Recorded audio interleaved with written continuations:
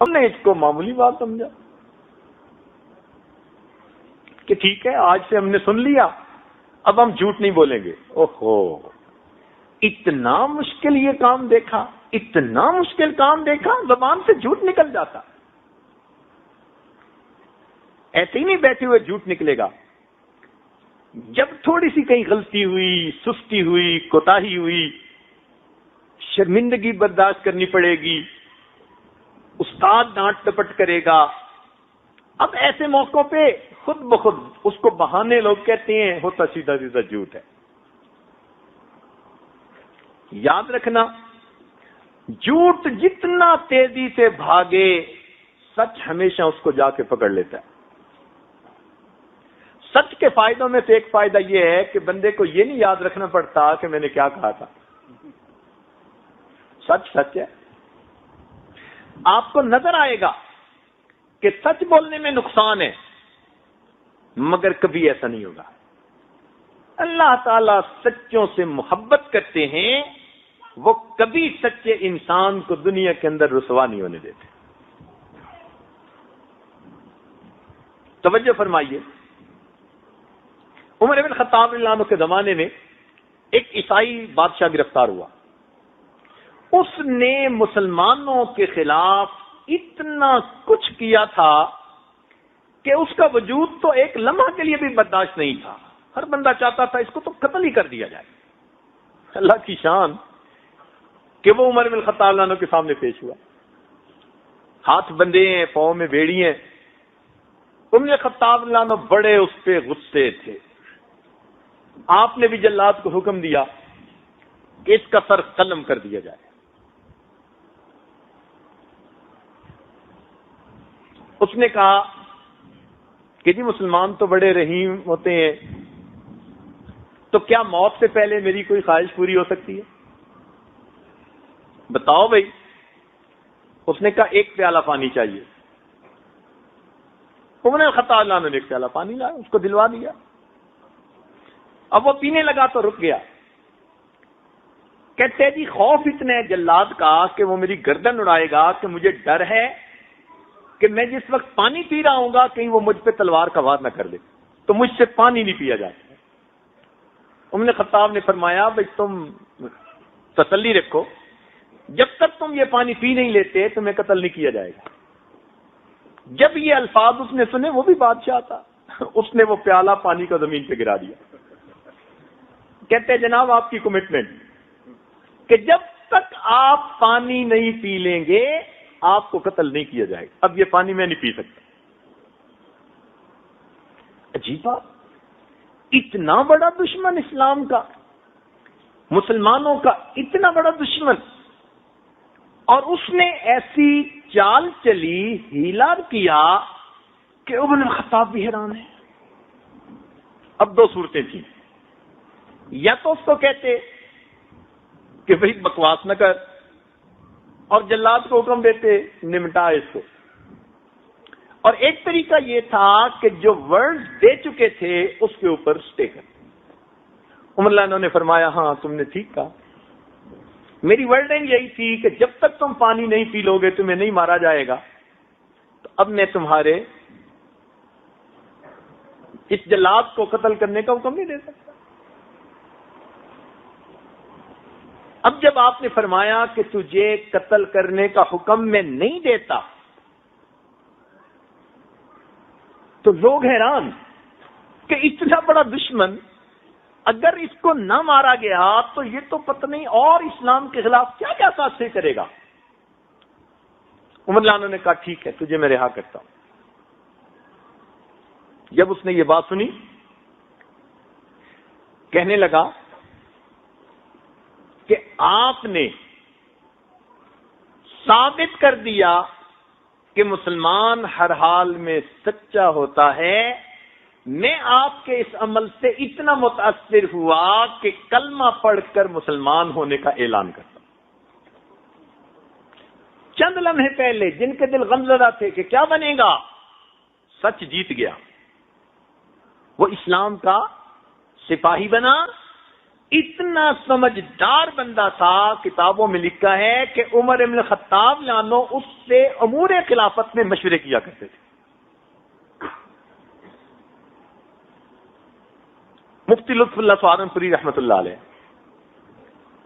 گھر کی عورتوں کے ساتھ شادی میں کہیں شرکت کے لیے جا رہے ہیں، رستے میں ایک جگہ ڈاکوؤں نے گھیر لیا۔ حضرت پہچان گئے کہ یہ مال سمیٹیں گے۔ حضرت نے کہا دیکھو بھائی پردے دار عورتیں ہیں، تمہیں مال چاہیے، ان کی عزت خراب نہ کرو، ان کو بے پردہ نہ کرو، ہمارے پاس جو کچھ زیور ہے ہم سب تمہیں خود دے دیتے ہیں۔ نیک لوگوں کی نظر میں عزت قیمتی ہوتی ہے، مال کی کیا حیثیت ہوتی ہے۔ انہوں نے کہا ٹھیک ہے۔ آپ نے عورتوں سے کہا کہ جو زیور ہے سب اتار کے دے دو۔ عورتوں نے سب اپنے زیورات اتار کے ایک رومال میں باندھ کے اس کو دے دی، بھئی یہ لے جاؤ، عورتوں کے قریب نہ جاؤ۔ انہوں نے کہا ٹھیک، ہمارا کام آسانی سے ہو گیا۔ وہ گٹھڑی زیورات کی لے کر چل پڑے اور حضرت نے گاڑی چلانے والے کو حکم دیا بھئی چلو۔ تھوڑی دور آگے گئے تو ایک عورت کی نظر پڑی کہ ایک چھوٹی سی بچی کی چھوٹی انگلی میں ایک چھوٹی سی انگوٹھی تھی۔ تو اس نے حضرت سے پوچھا کہ حضرت آپ نے کہا تھا کہ ہم سارا زیور تمہیں دے دیتے ہیں اور اس بچی کی چھوٹی انگلی میں یہ چھوٹی سی انگوٹھی ہے۔ حضرت نے فرمایا ہاں روکو۔ گاڑی رکوائی، بچی کی انگوٹھی اتروائی اور حضرت ڈاکوؤں کے پیچھے چلے۔ ڈاکوؤں نے دیکھا کہ وہ بندہ ہمارے پیچھے آ رہا ہے، کہنے لگے کوئی بات نہیں، ہم زیادہ ہیں، ہم نمٹ لیں گے۔ کیسے آئے؟ بھائی معاف کر دینا، مجھ سے غلطی ہوئی، ایک بچی کی انگلی میں چھوٹی سی انگوٹھی تھی، نظر ہی نہیں آئی اس وقت، میرے کال تھا کہ ہم سب دے دیں گے، تو بھائی یہ بھی آپ لوگ لے لیجئے۔ حضرت کی بات کا ایسا اثر ہوا، سب ڈاکوؤں نے توبہ کی اور حضرت کے ہاتھ پر بیعت ہو گئے۔ جھوٹ جتنا تیز بھاگے، سچ ہمیشہ اسے پکڑ لیا کرتا۔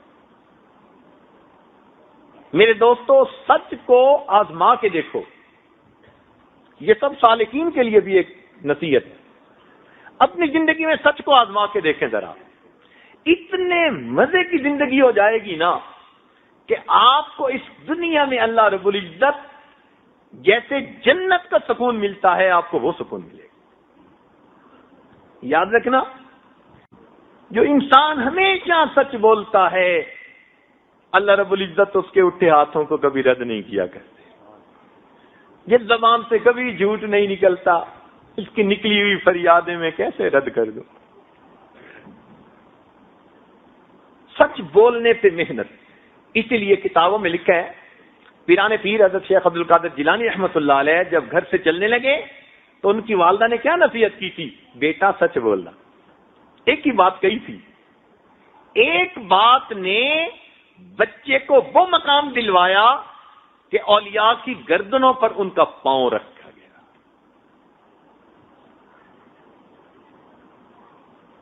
اس کو زندگی میں آزمائیے، عہد کر لیجئے، آج کے بعد جھوٹ نہیں بولنا، رانگ سٹیٹمنٹ نہیں دینی۔ شرمندگی ہوگی تو یہی کی ہوگی نا، 2 منٹ کی بات ہے، معذرت کر لیں گے، معافی مانگ لیں گے، تسلیم کر لیں گے، ناکی کا مسئلہ ہے نا۔ مگر سچ کی برکتیں آپ اتنی دیکھیں گے حیران ہو جائیں گے۔ تو بچے کو بتائیں کہ اس پہ کوئی کمپرومائز نہیں، ہم جھوٹ نہیں برداشت کر سکتے۔ آپ ہزاروں روپے کی چیز ضائع کر دیں گے، برداشت کریں گے۔ بڑی سے بڑی غلطی کوئی اور کر بیٹھیں گے، برداشت کریں گے، جھوٹ نہیں برداشت کر سکتے۔ پہلی بات۔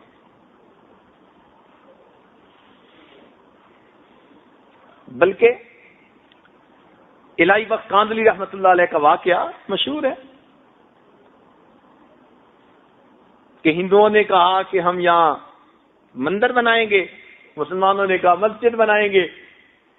پھر مسلمانوں سے انگریز جج نے پوچھا کہ بھئی کوئی بندہ ہے جو درمیان میں گواہی دے اور معاملہ سمٹ جائے۔ تو شاہ عبد العزیز رحمۃ اللہ علیہ کے شاگردوں میں ایک بزرگ تھے، مفتی رائی بخش قادری رحمۃ اللہ، ان کا نام لیا گیا. انہوں نے سچ کہہ دیا کہ جی ہندوؤں کی ہے کہ مندر بنا سکتے ہیں کہ جب ان کی زمین ہے تو جو چاہیں بنائیں. تو انگریز نے فیصلہ لکھا، آج کی اس مجلس میں مسلمان تو ہار گئے مگر اسلام جیت گیا.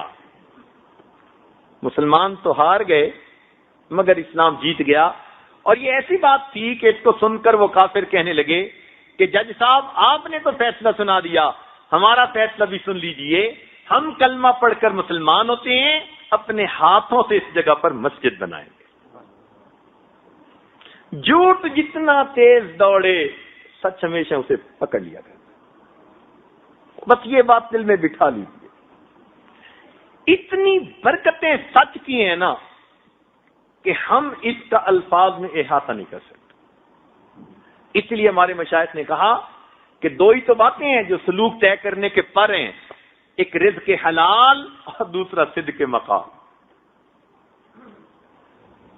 اور آج ان دونوں باتوں میں کمی کوتاہی کی وجہ سے روحانی طور پر ہم پیچھے ہوتے ہیں. تو خیر، ایک بات سچ بولنا، اور دوسری عادت بچے کے اندر جو پیدا کرنی چاہیے وہ نماز کا اہتمام. نماز تو پڑھتے ہی ہیں بچے، بچپن سے اس کو نماز کا اہتمام سکھانا ہے. تسلی سے وضو کرنا ہے، پاکیزگی کا خیال رکھنا ہے، وقت پہ نماز پڑھنی ہے تکبیر اولا کے ساتھ اگر وہ بیٹا ہے. اذان کی آواز سنے، بیٹی نے پہلے نماز پڑھنی ہے، کام بعد میں دیکھے جائیں. تو نماز کو اہتمام سے پڑھنا. اس کے اندر ایک فائدہ تو یہ کہ اس بچے کے اندر پاکیزگی آ جاتی ہے، کیونکہ بے نمازی بچہ تو استنجے کا بھی خیال نہیں کرے گا، اور اگر نماز پڑھے گا تو کپڑوں کی پاکیزگی کا خیال رکھے گا. تو پاکیزگی بھی آ گئی، وقت کی پابندی بھی آ گئی. اگر بچہ باجماعت تکبیر اولا سے نماز پڑھے گا تو وقت کا پابند رہے گا. پتہ ہوگا امی بھی نوٹ کر رہی ہے، ابو بھی پوچھیں گے، اور جھوٹ بول نہیں سکتا. اس لیے مومن سب کو جو سکتا ہے جھوٹا نہیں ہو سکتا. تو دوسری بات، نماز کے اہتمام پر محنت کیجیے. اس سے راضی نہ ہو کہ نماز پڑھتا ہے، نہ نہ نہ، فرق ذرا سمجھنے کی کوشش فرمائیں. اس سے خوش نہ ہو جائیں کہ بچی نماز پڑھتی ہے اور بچہ نماز پڑھتے نہیں. نماز کا اہتمام. اس لیے بچے کو دیکھیں کہ جلدی جلدی نماز پڑھ رہا ہے تو نہیں، اس پہ کمپرومائز نہیں ہے. بچپن سے اس عمل کی اہمیت اس کے دل میں بیٹھے. اس میں کوئی ہے کہ پھینکی نہیں چل رہی. مجھے نماز پرسکون ہو کر پڑھنی ہے، تسلی سے پڑھنی ہے. تو اگر آپ نماز کا اہتمام اس کو سکھائیں گے تو آٹومیٹکلی اللہ تعالی کے ساتھ ایک قرب کا رشتہ اور تعلق اس بچے کا ڈیولپ ہونا شروع ہو جائے. بچے کو بتائیے کہ بھئی آپ نے نماز تو پڑھی، کس کیفیت کے ساتھ پڑھی. تو جب بچپن سے یہ سنے گا کہ ابو بھی کہتے تھے کس کیفیت کے ساتھ پڑھی، تو اس کو پتہ چلے گا کہ یہ بھی زندگی کا کوئی مقصد ہے. آج تو اس مقصد کو ہم بھولتے ہی چلے جا رہے ہیں کہ ہم نے بھی ان تعبد اللہ کا انک تراہ فإن لم تکن تراہ فإنہ یراک. چنانچہ گھر میں عورتیں نماز پڑھ لیتی ہیں، اس بات سے نیک لوگ خوش ہو جاتے ہیں جی بیوی نماز پڑھتی ہے. کبھی ہم نے اس سے یہ بھی پوچھا کہ کس کیفیت کے ساتھ پڑھتی ہے. خلق الموت والحیات لیبلوکم ایکم احسن عملا. ایک نماز اگر ایسی پڑھ لی نا 2 رکعت، من صلی رکعتین، حدیث پاک میں ہے جس بندے نے 2 رکعت اس طرح سے پڑھی کہ اس کے نفس میں کوئی باہر کی دنیا کا وسوسہ نہیں آیا، غفر لہ ما تقدم من ذنبی، 2 رکعت پر اللہ پچھلے سب گناہوں کو معاف فرما دیتے. تو اس پر نماز کے اہتمام پر کنسنٹریٹ کیجیے. بچے کو وضو کرتے ہوئے دیکھیے صحیح کر بھی رہا ہے یا نہیں. اس کی پاکیزگی کے بارے میں اس سے پوچھیے، بھئی آپ کیسے طہارت کرتے ہو اپنے جسم کی؟ آپ حیران ہو جائیں گے. بڑی بڑی عمر کے بچے وہ بس نام بناتے ہیں جی نماز پڑھ رہے ہیں، اور اس کوتاہی کی وجہ سے جو نماز کی برکتیں بندے کو ملنی ہوتی ہیں وہ اس بچے کو مل نہیں رہی ہوتی.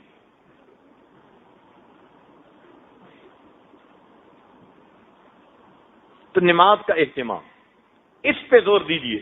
استاد کلاس میں بھی بچوں کو یہ سمجھائیں، ان کو حدیث سنائیں، ان کو بتائیں کہ نماز صرف ظاہر داری ہی نہیں کرنی، نماز کو جما کے پڑھنا ہے، پرسکون ہو کے پڑھنا ہے، دنیا کے خیالات سے خالی ہو کر پڑھنا ہے. خود بھی محنت کریں، اپنے بچوں کو بھی محنت کروائیں.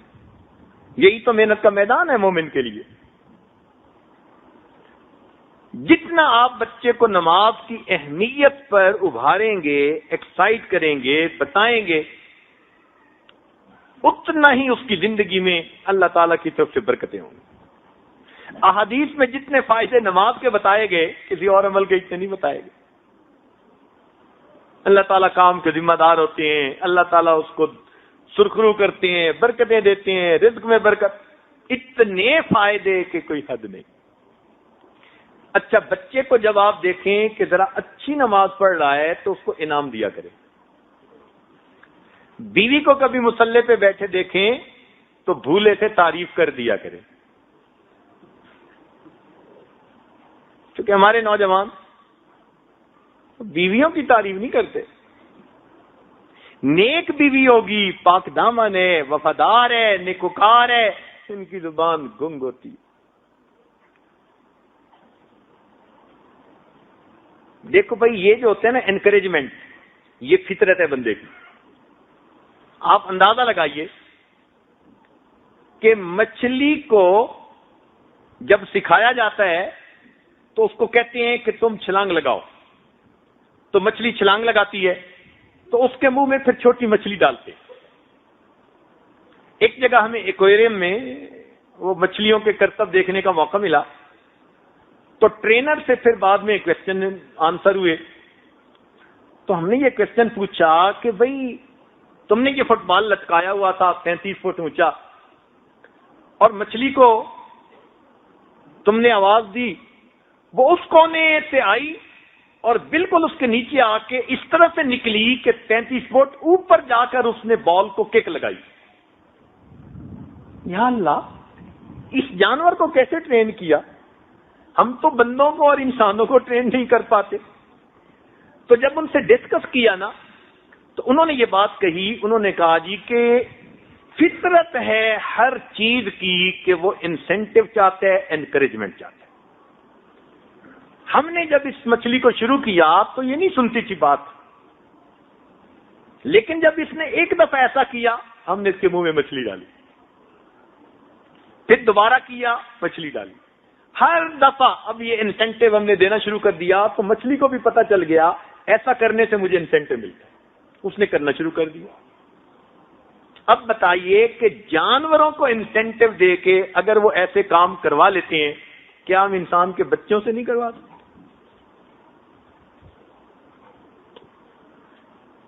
بچہ بھی انسینٹو چاہتا ہے، عورت بھی انسینٹو چاہتی ہے. آپ جائز کام میں اس کی تعریفیں کیجئے. کبھی آپ گھر آئے، اس کو مصلی پہ تلاوت کرتے دیکھا، تسبیح پڑھتے دیکھا، آپ تعریف کیجئے، دل کھول کے تعریف کیجئے کہ مصلی پہ بیٹھی تو مجھے بہت اچھی لگتی ہیں، آج تو دیکھ کے میرا دل خوش ہو گیا، آج میں بہت خوش ہوں آپ کو اس طرح دیکھ کے. آپ دیکھیے آٹومیٹکلی آپ کی اہلیہ مصلی کے اوپر بیٹھنے کی پابند ہوتی چلی جائے.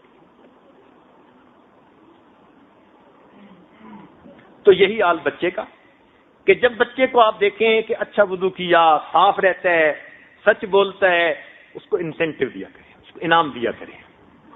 انعام کی مقدار کا نہیں ہوتا، انعام کا لفظ ہی اللہ کا انعام ہے. کہہ دو نا جی کہ میں انعام دوں گا، فطرت ہے، اسی سے خوشی ہو جاتی ہے. تو پہلی بات، سچ بولنے کی تلقین، اور دوسری بات نماز کا اہتمام، اور ان کو بتائیں کہ اس پہ کوئی کمپرومائز نہیں ہے، اس پہ ہم کوئی آپ کی کمزوری برداشت نہیں کر سکتے۔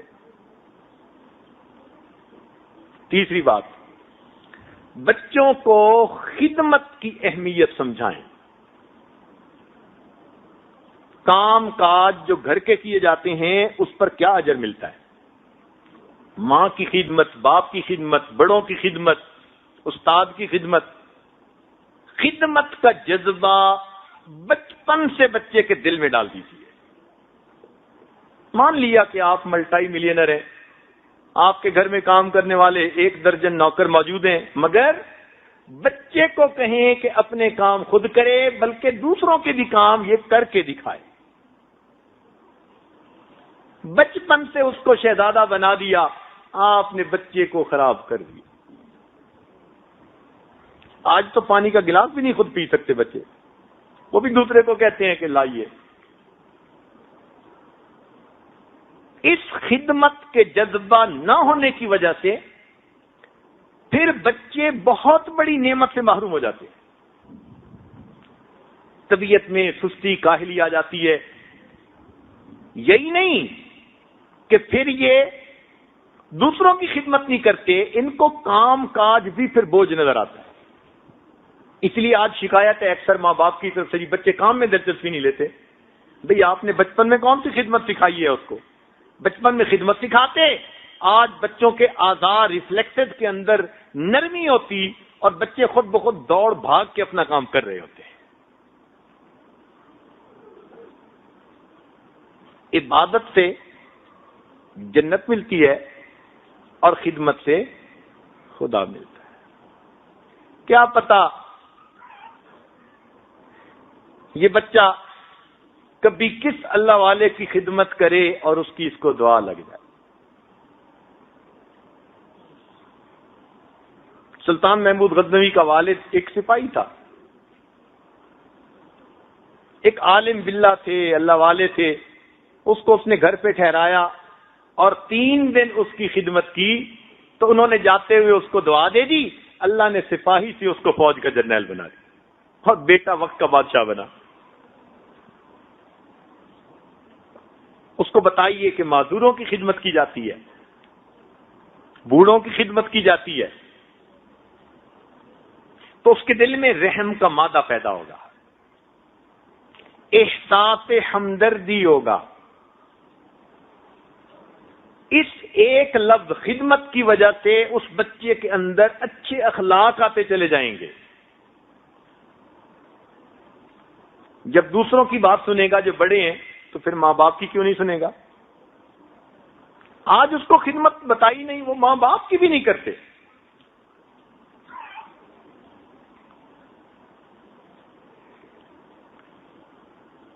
مثلاً ہمیں بچپن میں ہی ماں باپ کی خدمت کی اہمیت بتائی، تو بچپن سے ٹریننگ ہی ایسی ہوئی کہ اس عاجز کو یاد نہیں پڑتا کہ زندگی میں ایسا ہوا ہو کہ والدہ کھڑی ہے اور میں بیٹھا ہوں، کب بھی ایسا نہیں ہوا۔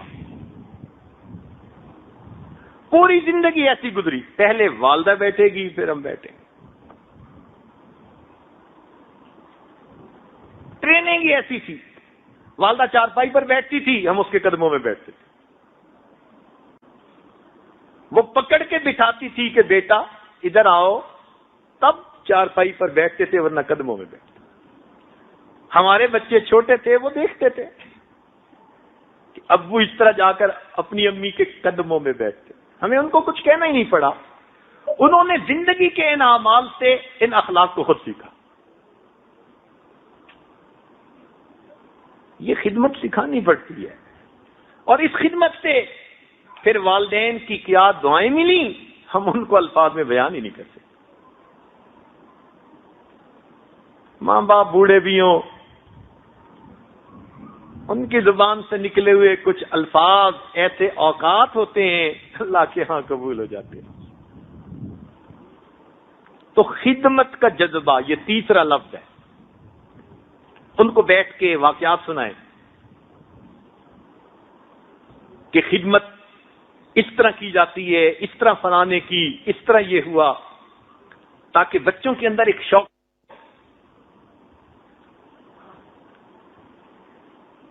ہمارے ایک دوست تھے، توجہ سے بات سنیے چونکہ میں مکمل کرنا چاہ رہا ہوں. وہ ایک بڑے بزرگ تھے، ان کے گھر میں گئے، بات ذرا توجہ سے سنیے گا. تو وہ جو میزبان تھے ان کا ایک بیٹا تھا کوئی 9-10 سال کا. انہوں نے اس کے ذمہ لگا دیا کہ بیٹا آپ نے اس مہمان کی خدمت کرنی ہے. یہ خود بڑے نیک، دیندار، متقی، پرہیزگار اور ایک بڑے یعنی کمپنی کے ڈائریکٹر تھے. اللہ نے دین بھی دیا، دنیا بھی دی تھی ان کو. کہنے لگے وہ بچہ ایسا سلیقہ مند، ہر چیز اس نے تیار کی ہوئی، وقت پہ دسترخوان لگاتا اور اس پر برتن رکھتا، کھانا لاتا. مجھے اس کو دیکھ کر محسوس ہوتا کہ ہاں مجھے اس کی بھی ضرورت تھی. میں صبح اٹھتا تو مجھے گرم پانی ملتا. بچہ ایسا سلیقہ مند، ہر چیز وہ تیار کر کے رکھتا. کہنے لگا کہ 2 دن میں اس بچے نے میرا دل مو لیا. میں تمنا کروں کہ کاش میرے بچے بھی ایسے خدمت گزار ہوتے. وہ آتا اور جو کام ہوتا کر کے چلا جاتا، آتا کام کر کے چلا جاتا. کہنے لگا میرے دل میں خیال آیا کہ آج جو ہے نا یہ آئے گا تو میں اس سے پوچھوں گا کہ اس کو یہ باتیں سمجھائی کس نے. اگلے دن وہ آیا اور اس نے ناشتہ رکھا اور ناشتہ رکھ کے جانے لگا. تو کہنے لگے میں نے جلدی میں اس بچے کو کہا کہ بچہ ذرا میری بات سنو. تو وہ کھڑا ہو گیا. میں نے کہا بتاؤ تم سب سے بڑے ہو، تم سب سے بڑے ہو. پوچھنے کا مقصد تھا کہ بھائی تم باپ کے بڑے بیٹے ہو. تو کہنے لگے میں نے جلدی میں جب کہا نا کہ تم سب سے بڑے ہو تو بچہ تھوڑا سا شرمایا، پیچھے کو ہٹا اور مجھے دیکھ کر مسکرا کے کہتے انکل سچی بات تو یہ ہے اللہ سب سے بڑے ہیں. انکل سچی بات تو یہ ہے اللہ سب سے بڑے ہیں. بہن بھائیوں میں میری عمر زیادہ ہیں تو الفاظ ہی نا، مگر ادب اور سلیقہ ہوتا ہے کوئی. تو یہ تربیت کہلاتی ہے. تو 3 باتیں ذہن میں رکھیے، ان کو آزما لیجئے. ہمیشہ آپ اس کا اتنا فائدہ دیکھیں گے کہ آپ کہیں گے کہ ہمیں کسی درویش نے کوئی 3 ہیرے اور موتی تحفے میں دے دیے تھے. 100 سبق پڑھنے کی بجائے یہ 3 باتوں کا سبق پڑھ لیجئے. انشاءاللہ بچے کی تربیت ایسی ہوگی، آپ کا دل خوش ہوگا بچے کو دیکھ کے، آپ کی آنکھیں ٹھنڈی ہوں گی. آپ کہیں گے ربنا ہب لنا من ازواجنا وذریاتنا قرۃ اعین. اللہ تعالیٰ جزائے خیر عطا فرمائے ان بچوں کو جنہوں نے محنت کی اور انعامات حاصل کیے. بہت خوشی ہوئی ان بچوں کے نام سن کر کہ جو پابندی سے کلاس میں آتے رہے. انعام لینے سے بھی زیادہ خوشی ان کی دی ہوئی. انعام تو کسی نے لینا ہی ہوتا ہے، انعام لینے کا کیا. اس کی خوشی ہوئی کہ پابندی سے اتنے بچے اور بچیاں وہ کلاس میں آتے رہے. یہ بڑی اچیومنٹ ہے. اللہ تعالیٰ اس ادارے کو دن دگنی رات چوگنی ترقی نصیب فرمائے. اور جن اساتذہ نے یا معلمات نے محنتیں کی، اللہ تعالیٰ ان کو بھی اپنے مقبول بندوں اور بندیوں میں شامل فرمائے. جس ادارے کے معاونین ہیں اللہ تعالیٰ ان کو بھی اپنے مقربین میں شامل فرمائے، اور ہم حاضرین کو بھی اللہ ان کی برکتوں سے محروم نہ فرمائے. وآخر دعوانا ان الحمدللہ رب العالمین. سبحان ربی العلی الوہاب. اللہم صلی علی سیدنا محمد وعلی آل سیدنا محمد. ربنا ظلمنا انفسنا وان لم تغفر لنا وترحمنا لنکونن من الخاسرین. اے مالک ہم آپ کے عاجز مسکین بندے ہیں، ہمارے گناہوں کو معاف فرما، ہماری خطاؤں سے درگزر فرما. اے اللہ جتنے بچے بچیاں ہیں یہاں موجود سب کو اپنے نیک بندوں بندیوں میں شامل فرما، سب کے سینوں کو علم کے نور سے منور فرما. اے اللہ ان سب کو اپنی رحمتوں سے خصوصی حصہ نصیب فرما. میرے مولا ان کے ماں باپ کے دلوں کو ان کی طرف سے خوش فرما. اے اللہ ان بچوں کو آنے والے وقت کی اے اللہ بڑی کامل ہستیاں بننے کی توفیق عطا فرما. ان کو دین اور دنیا کی سعادت نصیب فرما. ان کو ہر مصیبت سے محفوظ فرما، ہر دکھ سے محفوظ فرما. برا چاہنے والوں کی برائی سے محفوظ فرما، دوستوں کی دوستی کے رنگ میں دشمنی کرنے والوں سے محفوظ فرما، اے اللہ ان کو بری صحبت سے محفوظ فرما۔ میرے مولا ہماری ان دعاؤں کو اپنی رحمت سے قبول فرما۔ اے اللہ جو نیک تمنائیں بچوں کے دل میں ہیں، ماں باپ کے دل میں ہیں، اساتذہ کے دل میں ہیں، سب نیک تمناؤں کو پورا فرما۔ جو مانگا وہ بھی عطا فرما، جو مانگنا چاہیے تھا نہیں مانگ سکے وہ بھی عطا فرما۔ ربنا تقبل منا انك انت السميع العليم تب علينا انك انت التواب الرحيم صلى الله تعالى على حبيبه سيدنا محمد وآله وأصحابه أجمعين برحمتك يا أرحم الراحمين۔